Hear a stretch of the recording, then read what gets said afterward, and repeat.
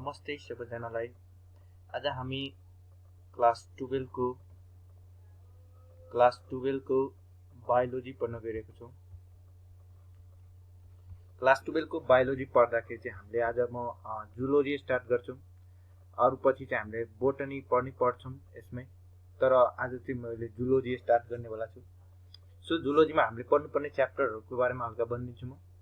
हामीले पढ्नुपर्ने हुन्छ animal tissue, developmental biology, human biology. Human बायोलोजीमा हामीले पढ्नुपर्ने हुन्छ digestive system, respiratory system, circulatory system, excretory system, reproduction र nervous system, sense organs. Sense अर्गेन्समा हामीले पढ्नुपर्छ 5 वटा हैन, हामीले पढ्नुपर्छ मात्र आई र इयर। त्यसपछि चाहिँ इन्डोक्राइन सिस्टम। अनि त्यसपछि चाहिँ हामीले ह्युमन पपुलेसन पढ्नुपर्ने हुन्छ र डिजिज पढ्नुपर्ने हुन्छ। डिजिजमा पढ्नुपर्ने हुन्छ हामीले जस्ट सुरुको पार्टमा चाहिँ हामीले पढ्नुपर्ने हुन्छ अल्कोहोलिजम। अनि त्यसपछि चाहिँ स्मोकिङ। अनि त्यसपछि चाहिँ ड्रग एडिक्सन।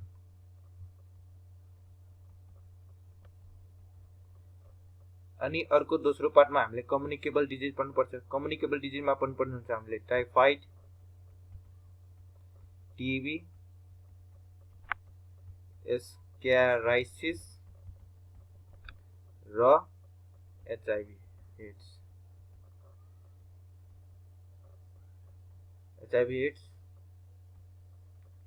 अनि अर्को चाहिँ नन कम्युनिकेबल डिजिजहरुमा हामीले पढ्नुपर्ने हुन्छ क्यान्सर र अर्को चाहिँ कालाजार र हेपाटाइटिस। यसको चाहिँ हामीले कन्सेप्ट मात्र पढ्नुपर्छ। यो दुईटाको कन्सेप्ट ओन्ली कन्सेप्ट, हल्का जानकारी, नट फुल। तर यो यिनीहरुको चाहिँ डिटेलमा पढ्नुपर्ने हुन्छ। त्यस्तै यिनीहरुको पनि डिटेलमा पढ्नुपर्ने हुन्छ र लास्टमा एप्लिकेसन अफ बायोलोजी, मतलब बायोलोजी पढेर केमा एप्लाई गर्न सकिन्छ भनेर एप्लिकेसन पढ्नुपर्ने हुन्छ। हामी जस्ट यो जुन ह्युमन सिस्टमहरु पढ्छौँ, ह्युमन सिस्टममा चाहिँ दुईटा भाग पढ्नुपर्ने हुन्छ हामीले। एनाटोमी पढ्नुपर्ने हुन्छ। एनाटोमी भनेको स्ट्रक्चरको बारेमा, अर्गेन्सहरुको स्ट्रक्चरको बारेमा पढ्नुपर्ने हुन्छ।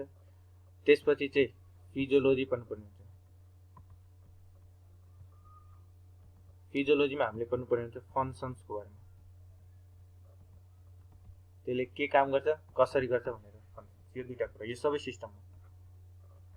अब आज म सुरु गर्न गइरहेको छु फर्स्ट सिस्टम, हाम्रो डाइजेस्टिभ सिस्टम भनेको चाहिँ क्लास 12 को मेन च्याप्टर भनेको एउटा यो र अर्को यो। मेन भन्दाखेरि चाहिँ हुन त सब इम्पोर्टेन्ट नै छ, तर पनि मोस्ट इम्पोर्टेन्ट भन्दाखेरि आज म डाइजेस्टिभ सिस्टम सुरु गर्न गइरहेको छु। सो डाइजेस्टिभ सिस्टम सुरु गर्नपछि ह्युमन डाइजेस्टिभ सिस्टम। अब ह्युमन डाइजेस्टिभ सिस्टम सुरु गर्दाखेरि पहिला हामीले बुझ्नुपर्छ, हामीले जति सिस्टम पढ्छौँ क्लास 12 मा सब ह्युमनकै बारेमा पढ्छौँ र त्यसमा चाहिँ हल्का कोरिलेट हामीले गर्नुपर्ने हुन्छ। कोरिलेट केसँग गर्नुपर्ने हुन्छ, र्याबिटको बारेमा गर्नुपर्ने हुन्छ। र्याबिटसँग चाहिँ हल्का कोरिलेट गर्नुपर्ने हुन्छ, किनभने र्याबिट चाहिँ हाम्रो यता त हैन, यता त सोध्दैन, सोध्छ पनि हल्का एउटा दुईटा सोध्छ। तर हामीले जब साइन्स पढिसकेपछि यतातिर जाँदा यसको इन्ट्रान्समा चाहिँ र्याबिटको बारेमा पनि सोध्छ।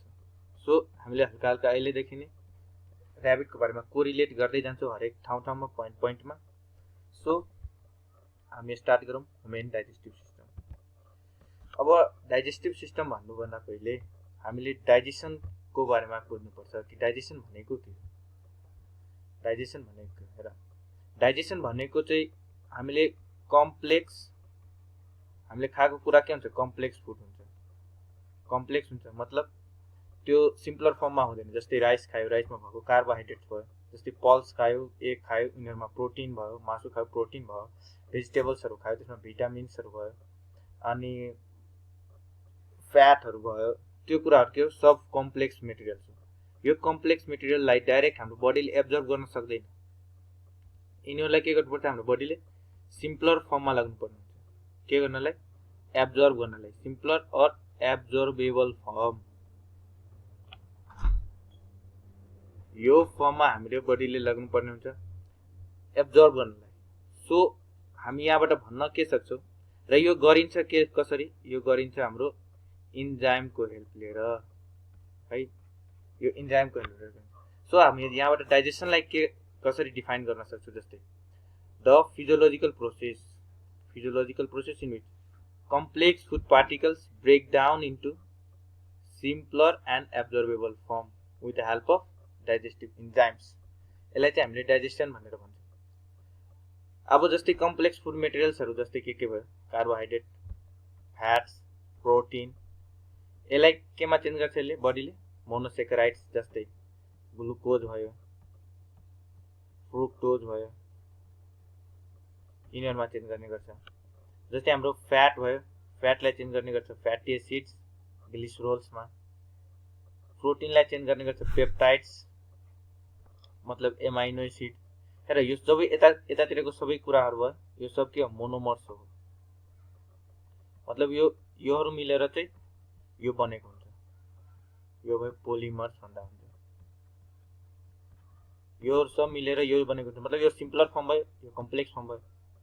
जस्तो हाम्रो बडीले सिम्पलर फर्मलाई एब्जर्ब गर्न सक्छ, कम्प्लेक्सलाई एब्जर्ब गर्न सक्दैन। सो कम्प्लेक्सलाई सिम्पलर फर्ममा तोड्नु, ब्रेकडाउन गर्नु विथ हेल्प अफ इन्जाइमलाई नै डाइजेसन भन्छ।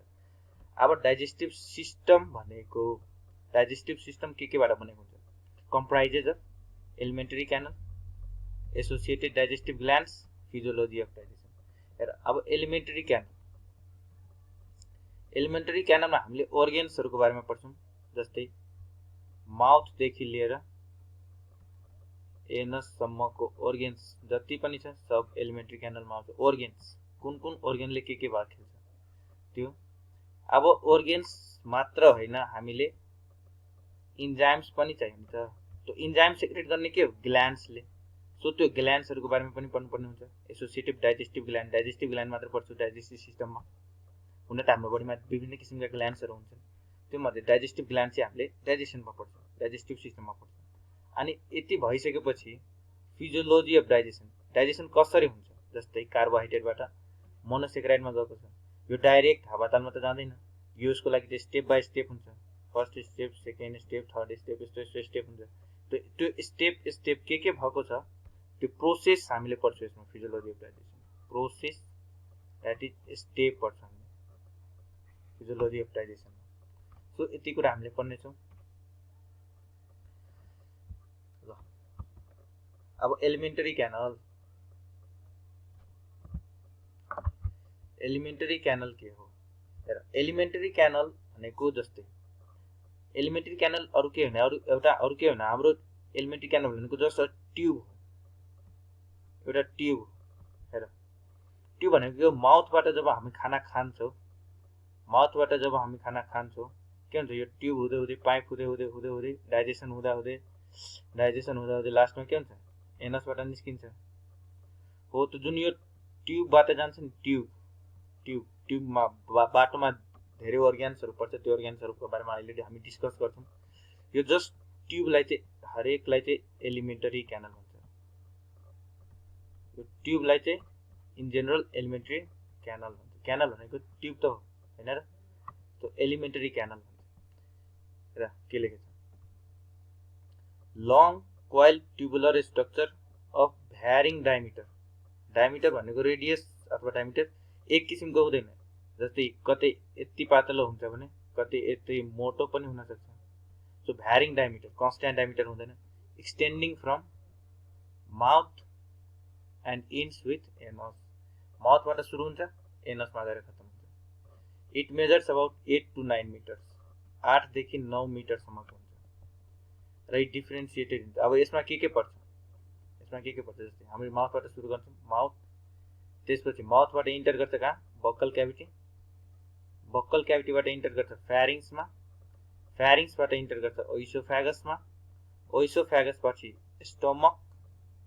स्टोमक पछि स्मल इन्टेस्टाइनमा, अनि स्मल इन्टेस्टाइन पछि लार्ज इन्टेस्टाइन, एन्ड लास्टमा एनसबाट चाहिँ इजिएस्ट हुन्छ फुड। माउथबाट चाहिँ हाम्रो इन्जेस्ट हुन्छ फुड, माउथबाट इन्जेस्ट भयो, यो बिचमा के हुन्छ, डाइजेस्ट हुन्छ, र लास्टमा एनसबाट के हुन्छ इजिएस्ट हुन्छ।